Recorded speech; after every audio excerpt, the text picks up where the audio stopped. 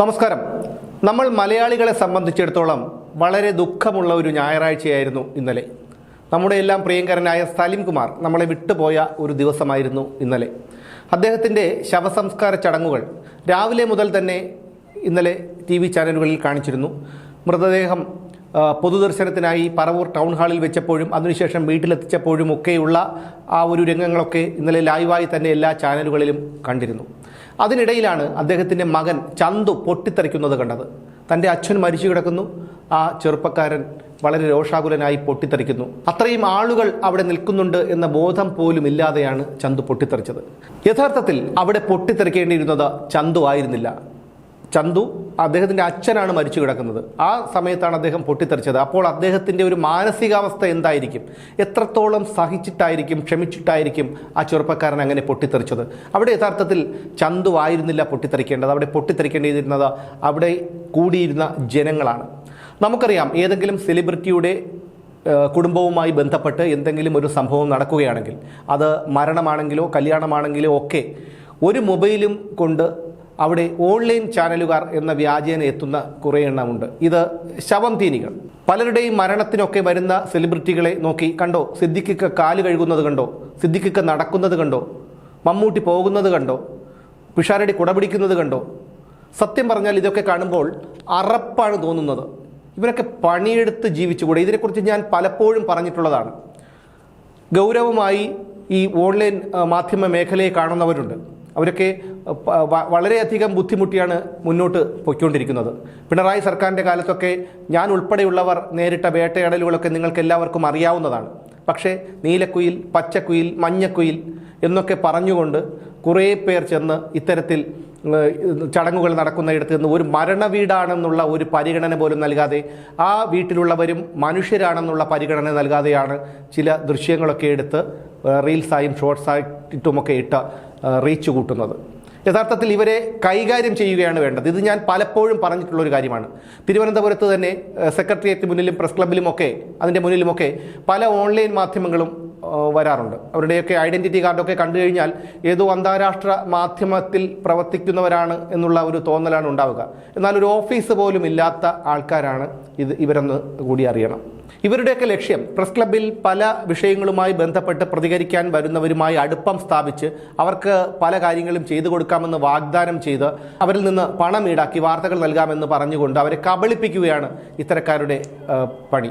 ഇങ്ങനെ വരുന്നവരിൽ എത്ര പേർക്ക് ഓഫീസും സ്റ്റുഡിയോയും ഒക്കെ ഉണ്ട് എന്നുള്ള കാര്യം കൂടി നിങ്ങളൊന്ന് അവരോട് ചോദിച്ചു നോക്കണം. എന്തായാലും ഇന്നലെ ഈ ചന്തു പ്രതികരിച്ചത് വളരെ ശക്തമായിട്ടുള്ളൊരു രീതിയിലാണ്. അത് വളരെ വ്യാപകമായിട്ടുള്ള ഒരു അനുകൂലമായിട്ടുള്ളൊരു നിലപാട് ആ ചെറുപ്പക്കാരൻ ഉണ്ടാക്കിയിട്ടുണ്ട്.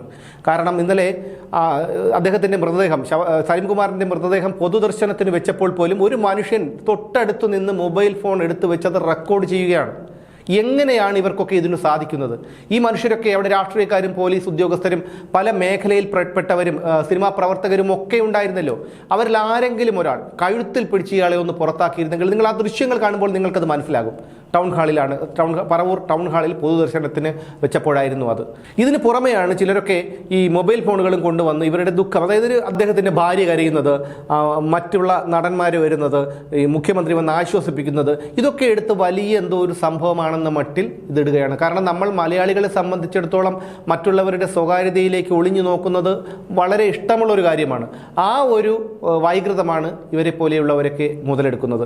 ഇനി പുതിയ സർക്കാർ അധികാരത്തിൽ വന്നിട്ടുണ്ട്. ഈ സർക്കാർ ചെയ്യേണ്ടത് ഈ ഓൺലൈൻ മാധ്യമങ്ങൾക്ക് പ്രവർത്തിക്കാനുള്ള കൃത്യമായിട്ടുള്ള ഒരു മാനദണ്ഡം കൊണ്ടുവരിക എന്നുള്ളതാണ്. ഇതിപ്പോൾ ആരെയും എന്തും പറയാം. ഇപ്പോൾ രാഷ്ട്രീയപരമായിട്ടും പൊതുവിഷയത്തെക്കുറിച്ചുമൊക്കെ പ്രതികരിക്കാം. ആ പ്രതികരണത്തിൽ രൂക്ഷമായിട്ടുള്ള വാക്കുകളും ഉപയോഗിക്കപ്പെട്ടേക്കാം. ഞാൻ ഉൾപ്പെടെയുള്ളവരെ നിയന്ത്രിക്കേണ്ടത് സർക്കാരിൻ്റെ ഒരു ആവശ്യമാണ്. അത് സർക്കാർ ചെയ്യണം. അതല്ലെങ്കിൽ ഇത്തരത്തിൽ പലരെയും ബ്ലാക്ക് മെയിൽ ചെയ്യുന്ന ഒരു രീതി കൂടിയുണ്ട്.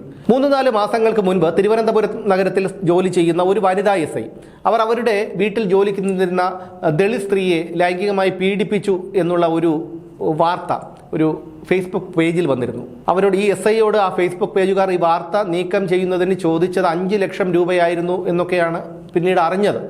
എന്തായാലും ഇത്തരക്കാരെയൊന്നും നമുക്ക് വെച്ചു പൊറപ്പിക്കാൻ കഴിയുന്നതല്ല. അത് മാത്രമല്ല, ഇപ്പോൾ കഴിഞ്ഞ ഒരാഴ്ച മുൻപ് ഒരു സ്ത്രീ വ്ളോഗ് എന്ന് പറയുന്ന ഒരു ഓൺലൈൻ ചാനലോ ഫേസ്ബുക്ക് പേജോ എന്തോ ആണ്, അതുമായി ബന്ധപ്പെട്ടൊരു രണ്ടുപേരെ അറസ്റ്റ് ചെയ്തിരുന്നു. പോക്സോ കേസിൽപ്പെട്ട ഒരു പയ്യൻ്റെ ചിത്രം പുറത്തു വിടാതിരിക്കാൻ വേണ്ടി അവൻ്റെ അച്ഛനോട് 10 ലക്ഷം രൂപ ആവശ്യപ്പെട്ടു. അയാൾ 2 ലക്ഷം രൂപ ഓഫർ ചെയ്തു. പിന്നീട് പോലീസിനെ അറിയിച്ചു. ആ പോലീസ് ഇവരെ തന്ത്രപരമായി കുരുക്കി. ഈ 2 പേരെ ഈ ചാനലല്ല, ഈ ഒരു ശ്രീ വ്ളോഗ് എന്ന് പറയുന്ന ഈ ഒരു സംഭവത്തിൽ പ്രവർത്തിക്കുന്ന 2 പേരെ പോലീസ് അറസ്റ്റ് ചെയ്ത് റിമാൻഡ് ചെയ്ത കാഴ്ച നമ്മളെല്ലാവരും ചാനലുകളിലൂടെയൊക്കെ കണ്ടതാണ്. എന്നിട്ട് പോലും ഡിവൈഎസ്പിയെ വെല്ലുവിളിക്കുകയാണ്. ഈ ശ്രീ വ്ളോഗ് എന്ന് പറയുന്ന ഫേസ്ബുക്ക് പേജിൻ്റെ ഉടമസ്ഥൻ വെല്ലുവിളിക്കുകയാണ് ഡിവൈഎസ്പിയെ പോലും. അദ്ദേഹം കേസിൽ കുടുക്കിയതാണ്, കള്ളക്കേസാണ്, കാണിച്ചു തരാം എന്നൊക്കെയുള്ള ഭീഷണിയാണ് മുഴക്കുന്നത്. എന്നിട്ട് പോലും അയാൾക്കെതിരെയൊന്നും ഒരു നടപടിയും ഉണ്ടായതായിട്ട് ഇതുവരെ അറിയില്ല. അതുകൊണ്ട് ഇത്തരക്കാരെ നിലയ്ക്ക് നിർത്തേണ്ടത് ആവശ്യമാണ്. എന്ന് മാത്രമല്ല, ഇന്നലെ മുൻ മന്ത്രി വി എസ് ശിവകുമാർ ഇവിടെ ഒരു ഇടതുപക്ഷ അനുകൂല ഓൺലൈൻ മാധ്യമത്തിനെതിരെ കേസ് കൊടുത്തിരുന്നു. അദ്ദേഹത്തിനെതിരെ കേസ് എടുത്തിട്ടുണ്ട് എന്നാണ് അറിയുന്നത്. വി എസ് ശിവകുമാർ തന്നെ ഫേസ്ബുക്കിലൂടെ പങ്കുവച്ചൊരു കാര്യമാണിത്. അത് അദ്ദേഹം നിയമപരമായി മുന്നോട്ട് പോകാനാണ് അദ്ദേഹത്തിൻ്റെ തീരുമാനവും. അപ്പോൾ ഞാൻ പറഞ്ഞു വന്നത്, ഈ ഓൺലൈൻ മാധ്യമങ്ങളെ നിയന്ത്രിക്കുന്ന ഒരു സംവിധാനം പുതിയ സർക്കാർ കൊണ്ടുവരണം എന്നുള്ളതാണ്.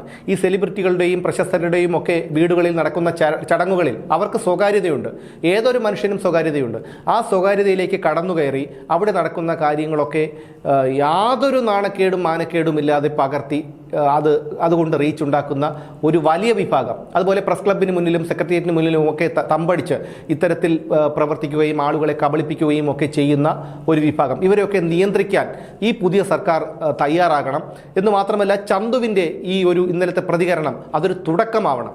ഇനി ഇത്തരത്തിൽ മൊബൈൽ ഫോണും തൂക്കിക്കൊണ്ട് ഇത്തരത്തിൽ ഏതെങ്കിലും സെലിബ്രിറ്റിയുടെ വീട്ടിൽ നടക്കുന്ന ചടങ്ങുകളിലേക്ക് കയറി വരുന്നവരെ അവിടെയുള്ളവർ തന്നെ കൈകാര്യം ചെയ്യണം, നിയമം കൊണ്ട് കൈകാര്യം ചെയ്യണം. കായികമായും ഇത്തരക്കാരെ കൈകാര്യം ചെയ്താൽ മാത്രമേ ഇതിന് ഒരു അറുതി ഉണ്ടാകൂ. എന്തായാലും സലിം കുമാറിന് ആദരാഞ്ജലികൾ നേർന്നുകൊണ്ട് നിർത്തുന്നു. വീണ്ടും കാണാം.